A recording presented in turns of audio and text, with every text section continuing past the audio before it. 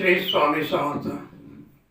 सज्जनो, 25 जानेवारीला पहिला व्हिडिओ आपल्यापर्यंत ब्रह्मभूत मोरेदादाच्या आशीर्वादाने तुम्हाला त्या ठिकाणी देण्याचा प्रयत्न मी केला आणि त्या ठिकाणी सृष्टीची रचना कशा पद्धतीने पुढे पुढे सरकत होती, हे कार्य कशा पद्धतीने पुढे पुढे जात होतं, अनादी कालापासून कशा पद्धतीने आपल्यापर्यंत येऊन पोहोचलं, या सर्व गोष्टीचा मागोवा आपल्याला या ठिकाणी घ्यायचा आहे.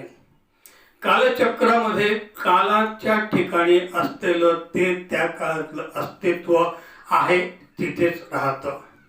कालचक्र मात्र फिरत राहतं आणि त्यामुळे इतिहासाची पुनरावृत्ती पुन्हा पुन्हा पुन्हा पुन्हा होतच असते. फक्त विषय, व्यक्ती आणि स्थान बदललेलं असतं, पण कालचक्र ते पुन्हा पुन्हा पुन्हा पुन्हा घडवून आणत असतं आणि त्याची प्रतिकृती पुन्हा पुन्हा आपल्याला अनुभवावी लागते. तर अशा पद्धतीने त्या पहिल्या व्हिडिओमध्ये आपण ब्रह्मभूत मोरेदादांनी दिंडोरीला जगन्नाथाचा रथ स्थापित केला इथपर्यंत आलेलो होतो आणि त्याच वेळेस आपण पाठीमागे ज्या अनंत कालखंडामध्ये घडून गेलेल्या घटना आहेत त्यांचा मागोवा घ्यायला सुरुवात केली होती. अशा प्रकारे भगवान शंकर, विष्णू आणि ब्रह्मदेव यांनी सृष्टी रचनेचा प्रारंभ त्या काळात देखील केला होता आणि हा सृष्टीचा रथ कालचक्राच्या गतीने सुरू झालेला होता. कालचक्राशिवाय त्याला गती मिळणे शक्यच नव्हतं. रथ स्थापित झाला.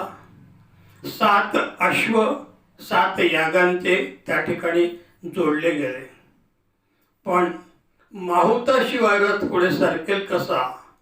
घोड्यांना हाकणारे, त्यांना चालवणारे जे माहूत असतात ते माहूत जर त्या ठिकाणी नसतील तर रथ पुढे जाणार तरी कसा? म्हणून भगवान शंकर, विष्णू आणि ब्रह्मदेव यांना पुन्हा एकत्र आले आणि 7 ऋषींच्या माध्यमात त्यांनी पुन्हा अवतार घेतले आणि हेच 7 ऋषी आपले खऱ्या अर्थाने पूर्वज ठरले. त्यांच्यापासून या सृष्टीच्या प्रत्येक मानवाचा जन्म झालेला आहे आणि असे ते 7 ऋषींनी त्या 7 यागांचं पौरोहित्य स्वीकारलं आणि त्या रथाला एक प्रकारे चालना देण्याचं काम त्या ठिकाणी आध्यात्मिक ऊर्जेच्या माध्यमातून सुरू झालं. सृष्टीच्या उत्पत्तीचा त्या काळातला कालखंडाचा जर विचार केला तर इंद्र, चंद्र आणि कुबेर ह्या 3 देवता त्या काळातल्या राजे होते, देवांचे राजे होते आणि त्यामुळे संपूर्ण सृष्टीत कुठेही कुठल्याही प्रकारचं यज्ञ यागादी शुभ कार्य जर करायचं असेल तर त्यांच्याशिवाय पर्याय नव्हता. त्यांना त्या ठिकाणी यजमान पद दिलं जायचं आणि संकल्प करून यजमान पद त्यांनी घेतलेलं असल्या कारणाने हे 3ही देवांना त्यांच्या पुण्याचा वाटा त्यांना द्यावाच लागायचा.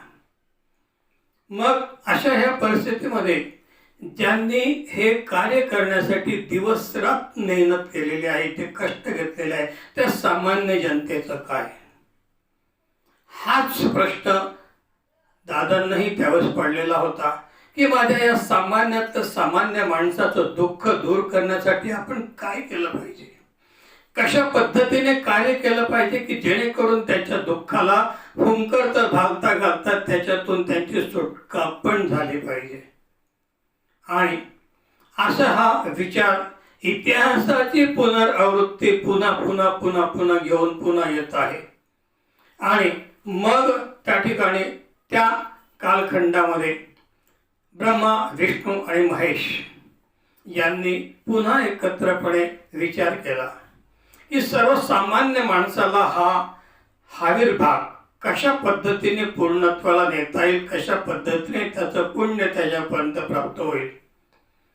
मग या सर्वांनी पुन्हा मेघ, अंतरिक्ष शोधायला सुरुवात केली आणि ही अंतरिक्ष शोधत असताना सूर्यमालेमध्ये त्यांना 7 ग्रहांचे वर्णे लागले.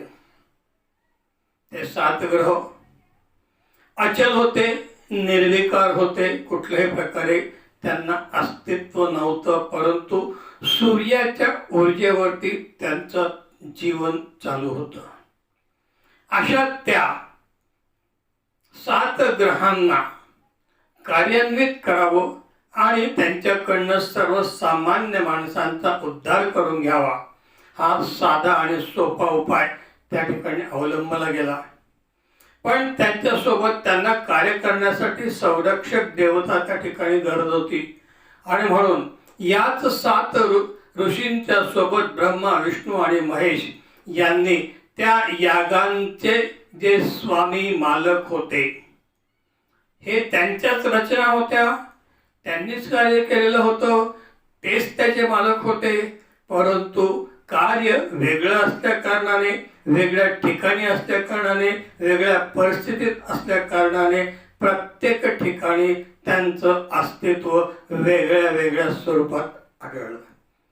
तर अशा त्या सर्व यागांचे जे स्वामी होते, तेच स्वामी या ग्रहांच्या सोबत त्या ठिकाणी आले, उजव्या बाजूला डाव्या बाजूला स्थिर झाले आणि अशा पद्धतीने यज्ञ यागाच्या वेळा नवग्रह अत्यादी प्रत्यादी ग्रह देवता सहित स्थापित झाल्या. आणि खऱ्या अर्थाने या ठिकाणी कालचक्राच्या गतीला सुरुवात झाली. खऱ्या अर्थाने आज त्या ठिकाणी कार्यान्वित झालं ते कालचक्र.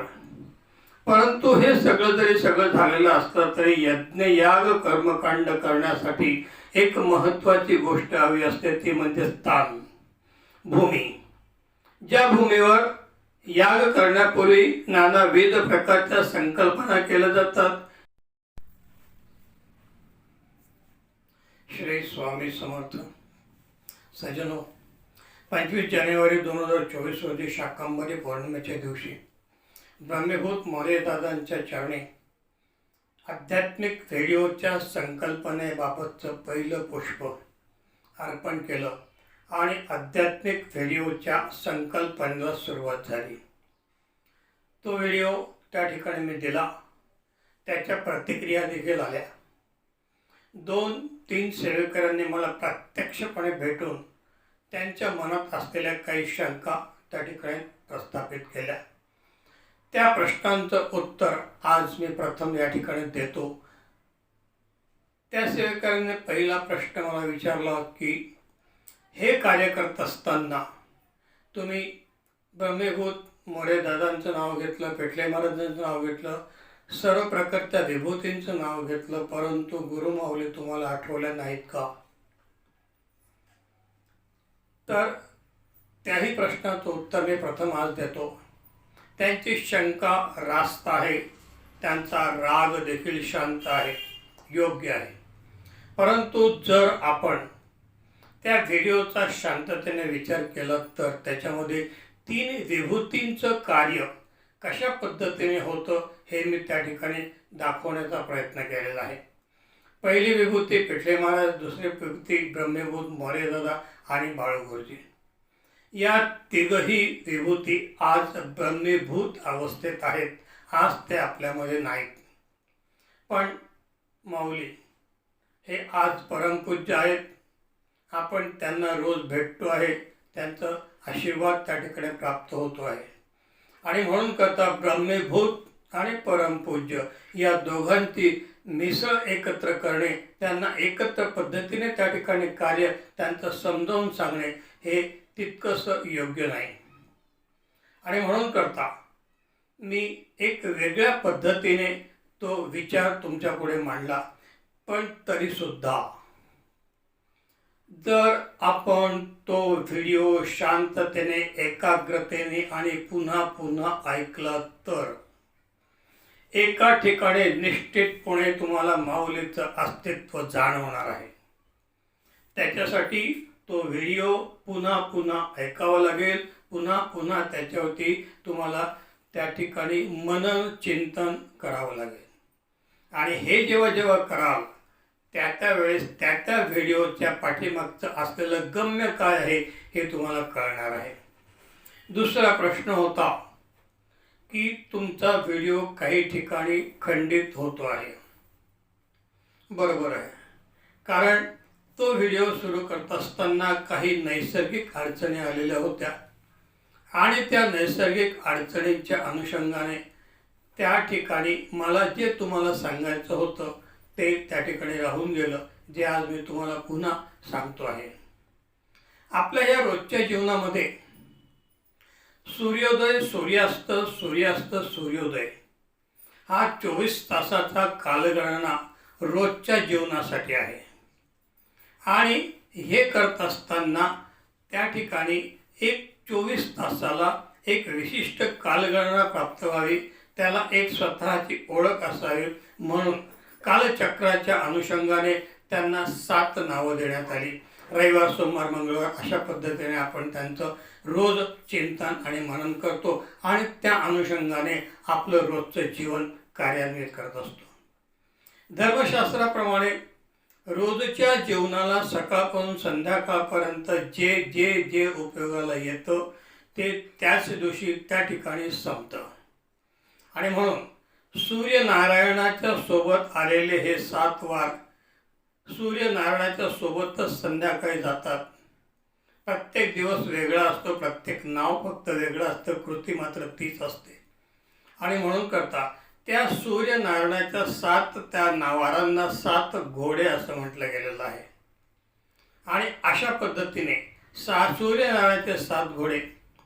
पण अश्वमेध यज्ञामध्ये यज्ञ यागादी कर्मकांडाचा विषय असल्या कारणाने 7 याग त्या ठिकाणी असतात आणि त्या 7 यागांना 7 अश्व असं म्हटलेलं असतं. याविषयीचा संपूर्ण भाग तुम्हाला त्या व्हिडिओमध्ये निश्चितपणे ऐकायला मिळेल. जर तो व्हिडिओ तुम्ही पुन्हा पुन्हा पुन्हा शांततेने ऐकला तर त्याच्या पाठीमागे असलेलं गम्य तुम्हाला निश्चितपणे कळेल. आणि अशा पद्धतीने जर हे व्हिडिओ आपल्याला योग्य वाटत असतील तर निश्चितपणे लाईक करा, सबस्क्राईब करा आणि ह्या आनंदाच्या सोबत इतरांनाही आनंद मिळवून द्या, हीच आपल्या चरणी प्रार्थना आहे. आणि अशा पद्धतीने हे व्हिडिओ पुन्हा पुन्हा आपल्याला प्राप्त व्हावे ही श्री स्वामी समर्थ चरणी प्रार्थना करतो. श्री स्वामी समर्थ.